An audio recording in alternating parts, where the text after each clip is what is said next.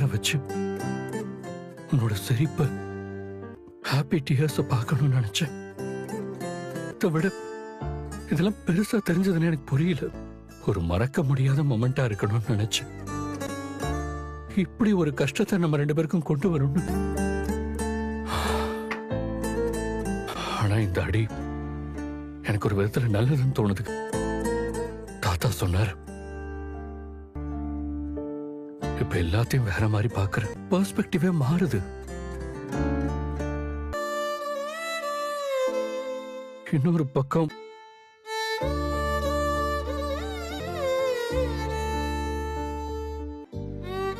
இது எனக்கு ரொம்ப அவஸ்தையா இருக்கு காவேரி. எந்த குழப்பமும் இல்ல காவேரி. ஆனா உன் மனசுல நான் தான் நிறந்த இப்ப சூழ்நிலை கைதியா இருக்க.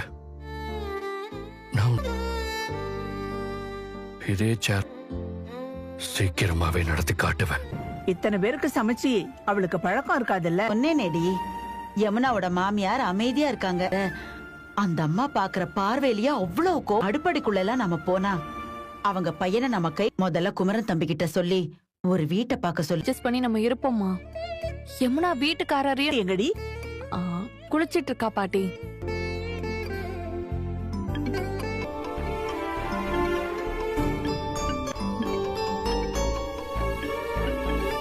யாரு? விஜய் மாமா. திரும்பவும் போன் பண்ணாத மாதிரி ஏதோ பண்ணுவீங்கல்ல.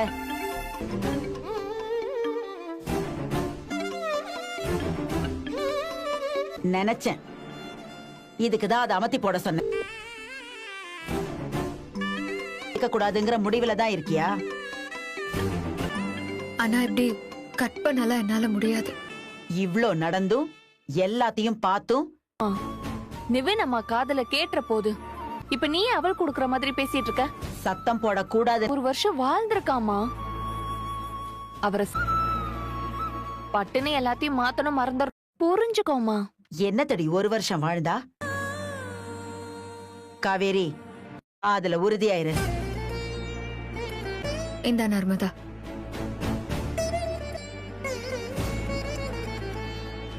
சொன்னீங்களே சார், இப்போ பெயிண்ட் அடிக்கலன்றீங்க. வரேன்னு ஒரு வாரமா இழுத்தடிச்சுட்டு இருக்கான். நாளைக்கு வந்துருவாங்களா? அதெல்லாம் சொல்ல முடியாதுப்பா. ஆமா, எதுக்கு நீங்க இவ்வளவு அவசரப்படுறீள்? நாங்க வீட காலிப்பல தான் இருந்தாலும் அவங்களுக்கு கஷ்டம் கொடுக்க கூடாதுல்ல சொல்றாருல. எங்க வீட்டுல இருக்கிறதுல என்னென்ன பிரச்சனை? அதெல்லாம் வேண்டாம், நானே அடிச்சு கொடுத்துடுறேன். இல்ல சார், பாத்துக்கிறேன் சார். என்கிட்டயும் பசங்களா இருக்காங்க. அவங்களே அடிச்சு கொடுக்கட்டும். அது வரைக்கும் நம்ம வீட்லயே இரு. அதை யோசிச்சு தாண்டா சொல்றேன். கூட வாங்கி வச்சுட்டேன். நீ ஆளை எல்லாம் கூட்டிட்டு வந்து டக்குன்னு வேலையை ஆரம்பிச்சு. வீட்டுக்கான அட்வான்ஸ் பண்ண எடுத்துட்டு வந்திருக்கேன். வேணும்னா நாளைக்கு பெயிண்ட் அடிக்கிற வரப்ப கூட நான் மீதி பணத்தை கொடுத்துறேன் சார். போன் நம்பர் மட்டும் சொல்லுங்க, நான் டிரான்ஸ்ஃபர் பண்ணிடுறேன். ஏய் அதெல்லாம் போன் நம்பர் சொல்லுங்க. இல்ல தம்பி, கொடுக்கறது அப்புறம் பெயிண்ட். சரிங்க சார். சரி, இந்தாங்க. ரொம்ப நல்லது. சந்தோஷம் சார். வரும். சரி. என்னக்கா காவேரி அக்கா இன்னுமா அவரை நம்பிட்டு? சட்டுன்னு எல்லாத்தையும் தூக்கி போட்டுற முடியுமா அவளால? பட்டு பேசிட்டோமான்னு எனக்கே தோணுதுடி. பாக்குறோம். ஆனா பிரச்சனைக்குள்ள இருக்கிற 2 பேருமே, அதுவும் காவேரி பேசுறதெல்லாம் பார்த்தா, என்னதான் கூட பிறந்தவளா இருந்தாலும் மொத்தத்துல அவ வாழ்க்கை நல்லா இருக்கணும். எனக்கு அது அப்படி இல்லன்றதுனால தானக்கா நாமெல்லாம் பேச வேண்டிய சூழ்நிலை ஆயிடு. காவேரியே குழம்பிதான் இருக்கா. இன்னும் நீ கூட சொன்னல, நம்மளோட நெருக்கடி இன்னும் அவளால நம்ப முடியுது. நடிச்சாரு பாரு. ஐயோ, இவரெல்லாம் பார்க்கும்போதுதான் நிவின்க்லா உன் பிரச்சனைய பத்தி தான்க்கா பேசிட்டு. அதான் அம்மாவே முடியாதுன்னு சொல்லிடுச்சுல்ல. இனிமே மீற கூடாதுன்னு தான் நானும் இப்ப பேசினதெல்லாம் கேட்டுட்டு தான் நான் வந்தேன். ஆனா விஜய பத்தி தப்பா ஏதாவது பேசுனாலும் பேசட்டும். ஆனா விஜய பத்தி நீ விஜய் என்கிட்ட பேசணும்னு வந்தப்போ மத்த எல்லாரும் பேசினது. இன்னைக்கு நீ நிவின் கூட வாழ பண்ணி வைக்கணும். உன்னால நீ நடிப்புன்னு இன்னொரு தடவை சொன்ன. கான்ட்ராக்ட் போட்டாருதான். நான் தான் அதை சூஸ் பண்ணேன். நான் அவன் கூட பிறந்தவ அதானே. கான்ட்ராக்ட் விஷயத்தை மட்டுமே வச்சு அவரை ஆனா ஒண்ணு மட்டும் கேக்குறேன். ஏய் யமுனா, கொஞ்ச நேரம் கான்ட்ராக்ட் மேரேஜ்க்கு விஜய் உன்னை கம்பல் பண்ணலையா? ஆனா அப்படி ஆப்ஷனா கொடுத்ததே நீ எப்படி சரின்னு சொல்லுவ? உங்களுக்கு நியாயமா கிடைக்க வேண்டிய ப்ரொமோஷனை கூட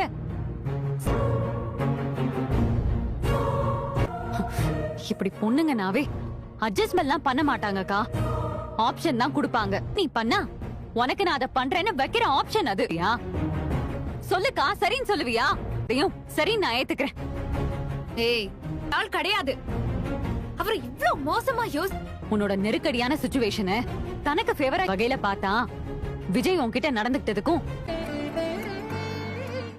நான் இவ்ளோ தூரத்துல சொல்றாங்க இழுத்துட்டு போனார்ல, அத பார்த்ததும் பேசாம இருந்திருப்பாங்க. ஆனா நம்ம 4 பேரும் பொண்ணுங்க. இன்னைக்கு உன் விஷயம் அம்மாக்கு தெரியும். மாமியார்ல ஆரம்பிச்சு அக்காவோட மாமியார் யோசிச்சு பாருக்கா, அப்போ உனக்கு புரியும். கேட்டாத, நம்ம கவலைப்படாம இருந்தாலும் வேதனையும் குடுக்கதானக்கா செய்யும். எனக்கும் எல்லாமே புரியுது. வாழ்ந்திருக்கேன். உங்களுக்கு எல்லாம் தெரியாத ஒரு விஜய நான் அப்பே செய்யாதவர்லாம் இல்ல. ஆனா இந்த ஒரு விஷயம் என்னால அதை ஏத்துக்கவே முடியாது. நீட்டி காசு வாங்கினா என்ன திட்டு, நான் வாங்கிக்கிறேன். பிளாக்மெயில் பண்ணி தானே நீ கல்யாணம் பண்ணிக்கிட்ட, அது மட்டும் சரியா? அத வச்சு உன் கேரக்டர் ஜட்ஜ்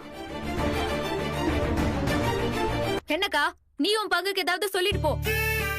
உன் விஷயத்துல உனக்கு மேல எனக்கு தான் குழப்பமா ஆறுதலா இருக்கணும்னு மட்டும்தான் எனக்கு தோணுது.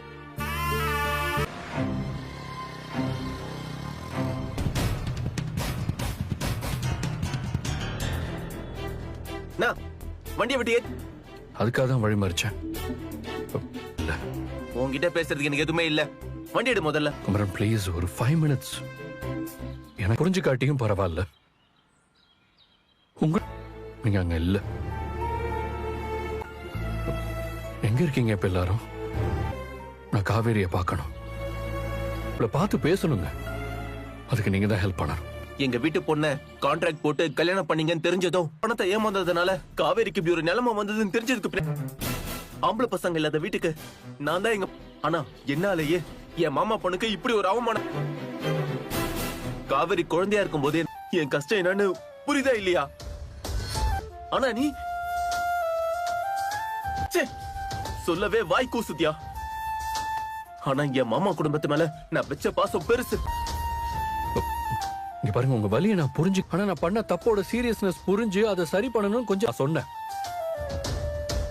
அது ஏன் அண்ணன் வெயிட் பண்ண சொன்னதெல்லாம் ரொம்ப பெரிய தப்பு தாங்க. நான் ஒத்துக்கிறேன். சின்சியரா லவ் பண்ண ஆரம்பிச்சிட்டேன் குமரன்.